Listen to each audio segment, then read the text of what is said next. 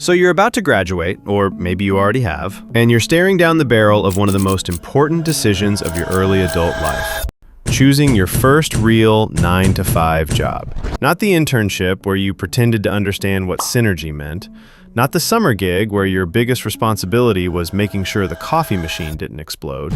I'm talking about the job that will show up on your LinkedIn profile for years, the one that will shape your entire career trajectory, whether you like it or not. And here's the kicker. Almost everyone gets this decision wrong. Not because they're stupid, but because literally nobody teaches you how to actually make this choice. Your career counselor told you to follow your passion. Your parents told you to get a stable job with good benefits.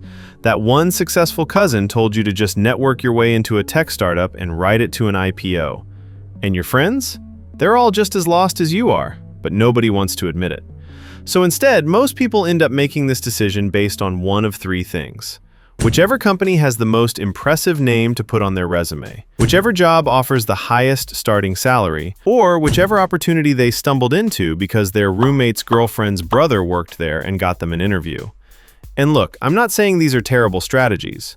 A good company name can open doors, money matters, and networking is absolutely a real thing. But if these are the only factors you're considering, you're setting yourself up for a pretty mediocre career. Or worse, you're about to spend the next 2 years in a job you hate, questioning every life choice that led you to this moment while you sit in a gray cubicle responding to emails that could have been Slack messages that could have been a simple yes or no. The good news? There's actually a better way to think about this. And it starts with understanding what your first job is actually for. See, here's what nobody tells you. Your first 9-to-5 isn't really about the work. I mean, yes, you'll be doing work, probably a lot of it, and some of it will be mind-numbingly boring. But the real value of your first job has nothing to do with whatever widget you're selling, or whatever deck you're building, or whatever code you're writing. Your first job is about three things. Learning the basic mechanics of how professional work actually functions. Building a foundation of skills that will transfer to literally any other job you ever have. And most importantly, figuring out what you actually want to do with your life. Because here's the dirty secret that everyone successful already knows, but nobody wants to tell you. You have no idea what you want, and that's completely fine. You're supposed to not know. You've spent your entire life in an education system that has almost nothing to do with how actual work functions. Unless your college classes involved navigating office politics, sitting through meetings that accomplish nothing, and learning how to look busy while secretly wondering if any of this matters, then congratulations, you're unprepared. Which brings us to the first real principle for choosing your first job. Don't optimize for prestige. Optimize for learning rate. Look, I get it. When you tell people you work at Google or McKinsey or Goldman Sachs, their eyes light up. Your parents get to brag to their friends. Your college roommates feel a weird mix of jealousy and validation that yes, you were always going to be successful. But here's what actually happens at a lot of these prestigious companies when you're in an entry-level role. You become a very small cog in a very large machine. You work on a tiny sliver of a massive project. You have 17 layers of management above you. And because these companies can attract the best talent, they can also treat that talent like it's replaceable. Which means you might spend 2 years becoming really good at one incredibly narrow thing, surrounded by a bunch of other overachievers who are also really good at one incredibly narrow thing. And then when you try to leave and do something different, you realize you have no idea how anything actually works outside of that one specific system. Compare that to a smaller company or a startup where you're one of 20 employees instead of one of 20,000. Sure, the name doesn't impress anyone at parties. Your parents might worry you're wasting your degree, but you know what you get? Exposure to everything. You'll see how sales works, how marketing works, how product development works, how finance works. You'll probably end up doing parts of all of these jobs because there aren't enough people to specialize. And yes, you'll make mistakes, a lot of them. But that's the point. You're supposed to make mistakes in your first job. That's literally what it's for. The difference is whether you make those mistakes while learning something useful or while learning how to format a PowerPoint deck according to the company's very specific and completely arbitrary style guide. Now, does this mean you should never take a job at a big prestigious company? Of course not. If Google wants to hire you, take the job. But don't take it because of the name. Take it because you've actually thought about what you'll learn there and whether that aligns with what you want to learn. Which brings us to the second principle. Your first job should teach you a hard skill, not just a soft skill. This is where a lot of people mess up. They take a job in business development or strategy consulting or corporate communications because it sounds impressive and professional. And look, these can be great careers, but here's the problem. In your first job, you're not actually doing strategy. You're not developing business. You're making decks. You're sitting in on calls. You're learning soft skills like how to talk to clients and how to run a meeting and how to send a professional email. And again, these skills matter, but they're not unique. Everyone learns them eventually. You know what is unique? Hard skills. If you spend your first 2 years learning how to code, you now have a skill that is transferable, valuable, and in demand. Same with data analysis. Same with graphic design. Same with accounting. Same with any skill where there's a clear input and a clear output, and you can point to something and say, I made that. These hard skills become your foundation. They're what you fall back on when you're trying to pivot careers. They're what make you actually valuable instead of just vaguely professional. And here's the thing that really matters. Hard skills compound. If you learn to code in your first job, your second job can teach you system design. Your third job can teach you architecture. And 5 years in, you're actually an expert at something real. But if you spend your first job learning how to be good at meetings, your second job will also teach you how to be good at meetings. And your third job will teach you how to be even better at meetings. And 5 years in, your main skill is that you're really good at meetings. Which, congrats, I guess. But also, what happens when companies decide they have too many meetings and not enough people actually building things? Now let's talk about money, because I know what you're thinking. This all sounds great, but I have student loans. I have rent. I have a life I'd like to live that costs money. And you're not wrong. Money absolutely matters. But here's where most people make a crucial mistake. They optimize for starting salary instead of salary trajectory. Let's say you have 2 job offers. Job A pays $70,000 a year at a big established company doing something pretty generic. Job B pays $55,000 a year at a smaller company where you'll learn actual skills and have real responsibilities. Most people take Job A because $15,000 is a lot of money when you're starting out. And it is. I'm not going to pretend it isn't. But here's what happens over 5 years. In Job A, you get standard raises, maybe 3% a year if you're lucky. You're now making about $80,000. You've learned how to navigate corporate bureaucracy, which is valuable, but you haven't learned much else. In Job B, you got real skills. You can point to actual accomplishments. And when you go to switch jobs after 2 or 3 years, you're not looking for another entry-level position. You're looking for a mid-level position. And that pays $90,000, maybe $100,000 if you negotiate well. Suddenly, that $15,000 difference in starting salary doesn't look so significant. And this compounds. Every job you take builds on the last one. If your first job gave you real skills and real accomplishments, your second job can be even better. But if your first job was just a title at an impressive company where you didn't actually do much, then your second job is basically still your first job. You're still starting from zero. This is why you see so many people stuck in careers they hate. They optimized for the wrong things early on, and now they're trapped in a trajectory they never really wanted. Of course, there's a limit to this. If one job pays $30,000 and another pays $90,000, take the $90,000 job. I'm not telling you to be stupid about money, but if the difference is relatively small and one job offers significantly better learning opportunities, think really carefully about what you're optimizing for. Because your starting salary matters for about 2 years. The skills you learn matter for your entire career. Now let's talk about something nobody wants to admit, but everyone should understand.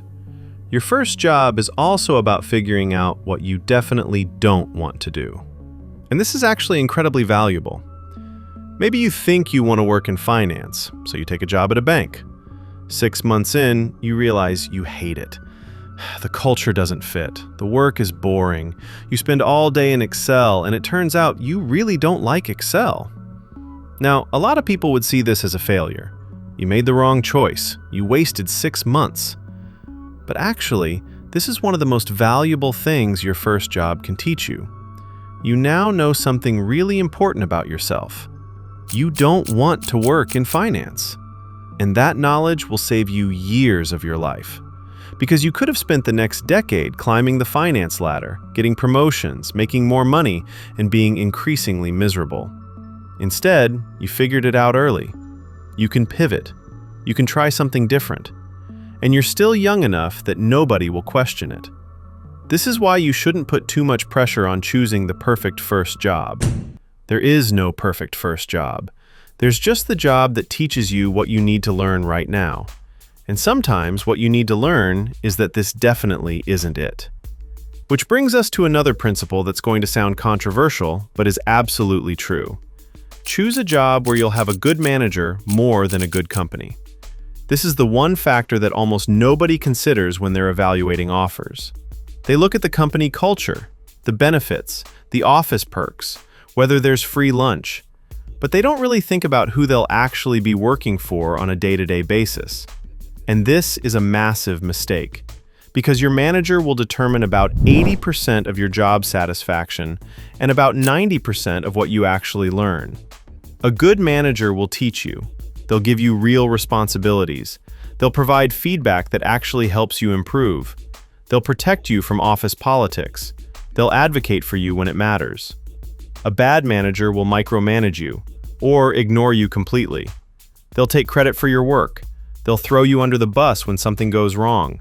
They'll give you vague feedback that doesn't actually help, and they'll make you question whether you're actually bad at your job or whether they're just impossible to work for. And here's the brutal truth. You can be at the best company in the world with the best benefits and the best office and the best culture. But if your direct manager sucks, you're going to hate your job. Conversely, you can be at a mediocre company with okay benefits and a so-so office. But if you have a great manager who actually cares about developing you, you'll learn more in 1 year than most people learn in 5. So how do you figure this out before you take the job? You ask to talk to your potential manager during the interview process. Not just HR, not just the recruiter, the actual person you'll be reporting to. And you ask them questions. Not softball questions about company culture, real questions. How do you approach giving feedback? What does success look like in this role in the first 6 months? How do you handle it when someone on your team makes a mistake? What's your management philosophy? And then you listen, not just to what they say, but how they say it. Do they seem thoughtful? Do they actually care about developing their team?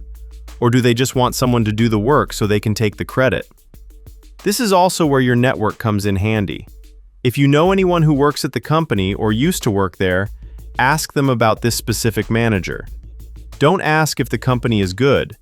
Ask if this person is good to work for, because that's what actually matters. Now, let's address the elephant in the room. What about passion? Everyone says you should follow your passion. Do what you love and you'll never work a day in your life, and all that other inspirational nonsense. Here's the truth. Passion is overrated, especially for your first job. Most people don't actually know what they're passionate about when they're 22. They think they do, but they're usually just passionate about the idea of something rather than the reality of it.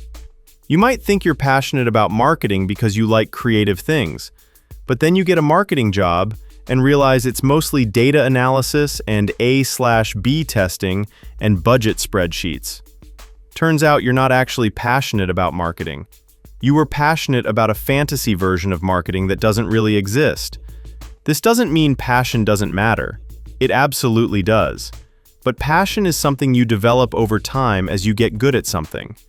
You don't find your passion and then get good at it. You get good at something and then you become passionate about it. So for your first job, don't worry so much about finding your passion. Focus on finding something you can tolerate that will teach you valuable skills.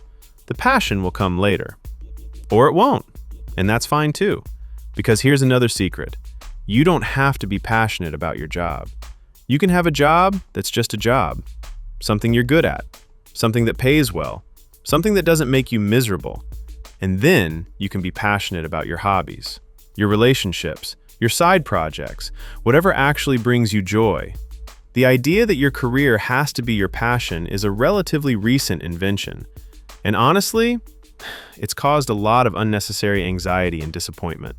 Sometimes a good job is just a good job. All right, let's get practical. How do you actually evaluate your options? Here's a framework. First, learning potential. Will this job teach you hard skills? Will you have real responsibilities? Is there room to grow? Second, manager quality. Did you meet your potential manager?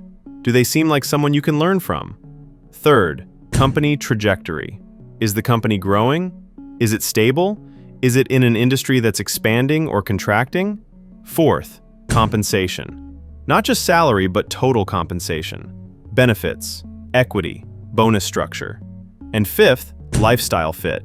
Will this job require 80-hour weeks? Is it remote or in office? Does the schedule work with how you actually want to live your life? Notice what's not on this list. Prestige, office perks, whether your college friends will be impressed. Those things don't actually matter. They feel like they matter, but they don't.